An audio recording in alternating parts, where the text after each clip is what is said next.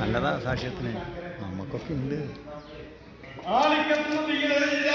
ഈ ശരീരം വെന്തുരുകിയപ്പോൾ നിനക്കെന്നു കുമ്മകാലമായിരുന്നില്ലേ, എന്തിനാണ് നീ എന്നെ ഈ അവസ്ഥയിലേക്ക് എത്തിക്കണമെന്ന് ചോദിച്ചപ്പോൾ ഉടനെ റിട്ടേൺ സ്പീക്കിംഗ് അവിടെ റിട്ടേൺ മറുപടി തരിക.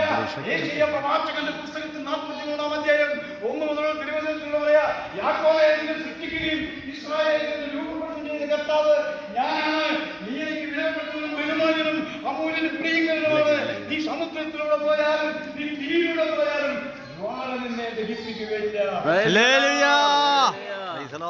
ഞാൻ ചോദിച്ചു വൈ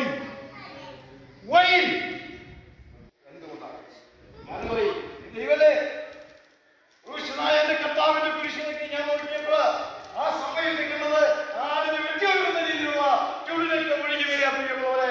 ഹല്ലേലൂയ. എന്നിട്ട് റിട്ടേൺ മറുപടി വന്നു. ഞാൻ ചോദിച്ചത് ജെറമിയ പ്രവാചകന്റെ പുസ്തകത്തിൽ 1-ാം അധ്യായം 4-5 തിരുവചനത്തിൽ എഴുതിയിരിക്കുക, മാതാവിന്റെ ഉദരത്തിൽ ഉരുവാക്കപ്പെടുന്നതിന് മുമ്പേ ഞാൻ നിന്നെ അറിഞ്ഞു.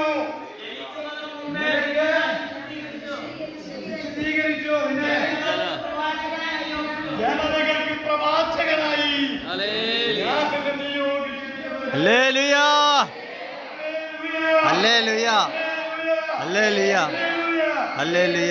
അതുകൊണ്ട് ബിക്കോസ് എന്തുകൊണ്ടെന്നാൽ ഞാൻ എന്ത് ചെയ്യണം ചോദിച്ചു. ഉത്തരം തന്നു. ജെറമിയ പ്രവാചകന്റെ പുസ്തകത്തിൽ 33-3 പറഞ്ഞ പ്രിയമുള്ളവരെ, നീ എന്നെ വിളിക്കി, ഞാൻ നിനക്ക് മറുപടി തരും. നിന്റെ ബുദ്ധി കലീലമായ ഞാൻ വെളിപ്പെടുത്തും. ഹല്ലേലൂയ.